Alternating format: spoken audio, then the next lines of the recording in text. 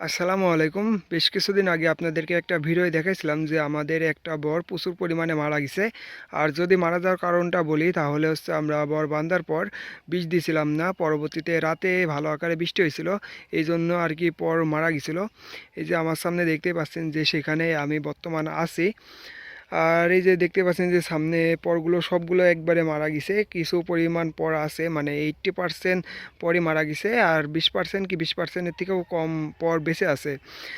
আর যেখান থেকে পর মারা গেছে এই একটা মজার বিষয় দেখেন যে এই যে নিচে যে পরগুলো ছিল, মানে মানে নিচে যে পরগুলো ছিল পর মারা গেছে ঠিকই, কিন্তু গেরগুলো ভালো আছে। আর এখন দেখেন যে প্রতিটা মানে পিলির মধ্যে কি পরিমাণ হচ্ছে তুলসী বের হয়েছে। এই যে দেখতেই পাচ্ছেন যে এগুলো তুলসী বলেন আর হচ্ছে ড্যাব বলেন, যেগুলো বলেন এগুলো হচ্ছে প্রচুর পরিমাণে বের হয়েছে। যদি শুধু এই সাইডে না, মানে আমাদের এখানে 6-7 পিলি বর্ড আর কি মারা গেছে, প্রত্যেকটা পিলিতেই ঠিক একইভাবে প্রচুর পরিমাণে ড্যাব বের হয়েছে।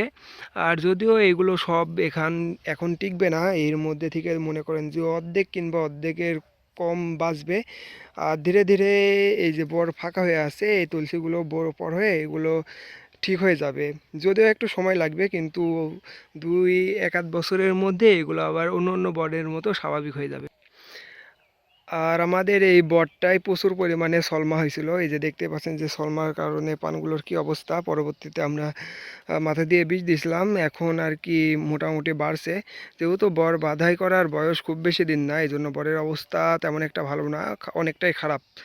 আর এই যে আমার সামনে যে বরটা দেখতে পাচ্ছেন এটা হচ্ছে আমাদের বর না, এটা হচ্ছে অন্যজনের বর। এই বরটা আমাদের বর বাধাই করার বেশ কিছুদিন আগে বাধাই দিছিল। আর তার পরবর্তীতে এই যে মাটি দিয়ে দিয়েছে, নতুন মাটি দেওয়ার পর গাছটি করে দিয়েছে সুন্দরভাবে। আর এই বর এখন যেমন দেখতে পাচ্ছেন, মানে আমার সামনে যে বরটা দেখতে পাচ্ছেন এটা পরবর্তীতে আরও সুন্দর হয়ে যাবে। আর যদি আমাদের এই বরের কথা বলি, যে যদিও আমরা অনেক লেটে বাঁধছিলাম, এই জন্য বরের মাথা হতে তারপর পর বাঁধতে সময় লাগবে। আর এই যে এইখানেও দেখেন যে প্রচুর পরিমাণে ড্যাব বের হয়েছে।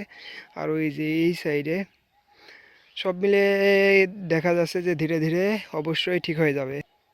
আর আজকে আমরা আসছি এই বরে, মূলত আমাদের কাজ হলো এই যে দেখতে পাচ্ছেন যে বরের মধ্যে অনেক ময়লা। আর এই আমরা বর বাঁধার পরে এই বরটা সাফ করছিলাম না, যার কারণে আমরা আজকে এসে বর পরিষ্কার করলাম। এই যে দেখতে পাচ্ছেন যে বর ঝাড় দেওয়া ঝাঁটা, এটা দিয়ে বর সাফ করা অনেক সহজ হয়। এটা দিয়ে আর কি আমরা সম্পূর্ণ বর পরিষ্কার করলাম, যদিও আমাদের কাজ সম্পূর্ণ শেষ।